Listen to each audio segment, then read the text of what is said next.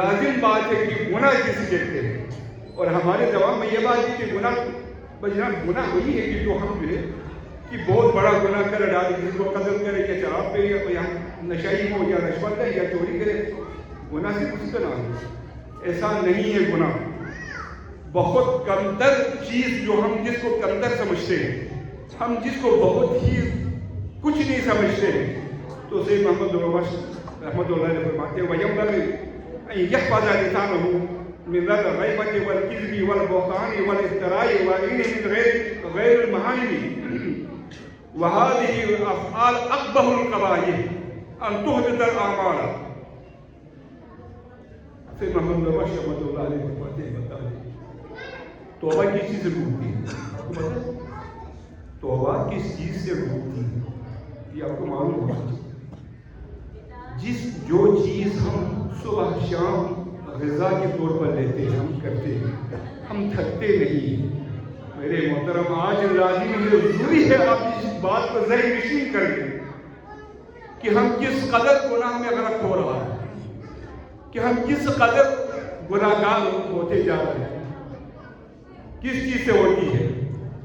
روزہ رکھیں، نیک عمل کریں، نیک کام کریں، نماز پڑھیں، آپ زکوٰۃ دیں، حج کریں اور بھی احسانات کریں، مگر ان یحفظ لسانہ من الغیبۃ والکذب والافتراء والبہتان والعین من غیر المحارم۔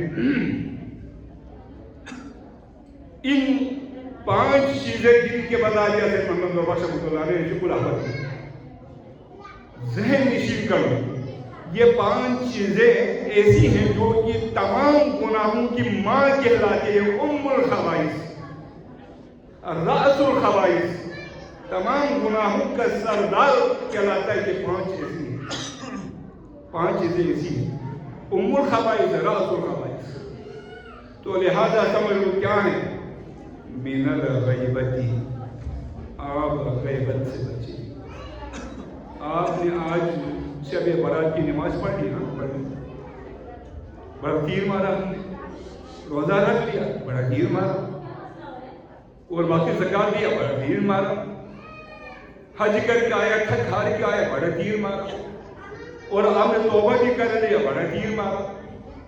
اگر توبہ کرنے کے بعد، حج کرنے کے بعد، شب برات شب قدر پڑھنے کے بعد، تراویح پڑھنے کے بعد، 5 وقت کی نماز پڑھنے کے بعد اگر آپ نے کسی کی ایک دفعہ غیبت کر ڈالی، ان تحبط اعمال، آپ کے اعمال حبط ہو جائے گا، چھین لے گا، گر جائے گا، آپ خالی ہیں۔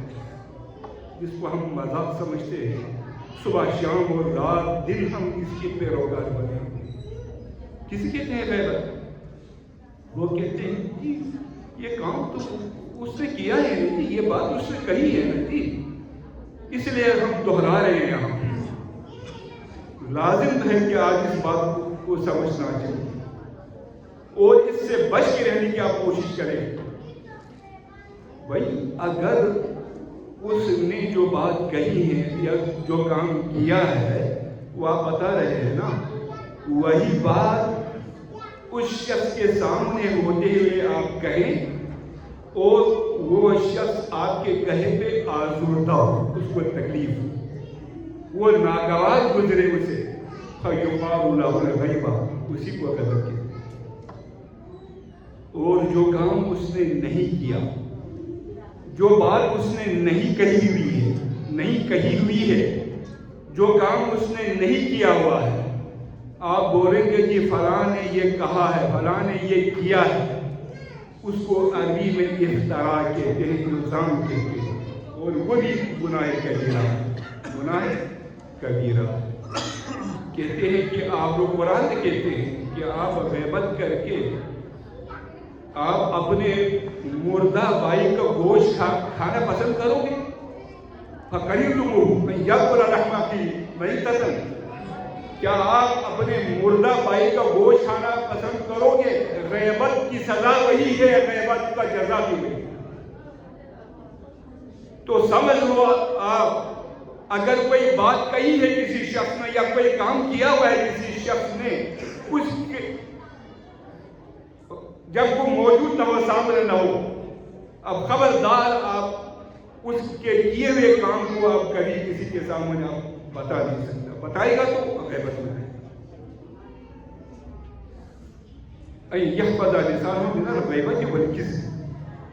دوسری چیز جھوٹ کہے بغیر تو ہمارا تو کھانا ہضم نہیں ہوگا، ہمارا کھانا ہضم ہی نہیں ہوگا، بڑے سے بڑے ہو چھوٹے سے چھوٹے ہو جس قسم کی بھی لوگ ہو، وہ جھوٹ بول کے اپنا کام چلانا چاہتا ہے۔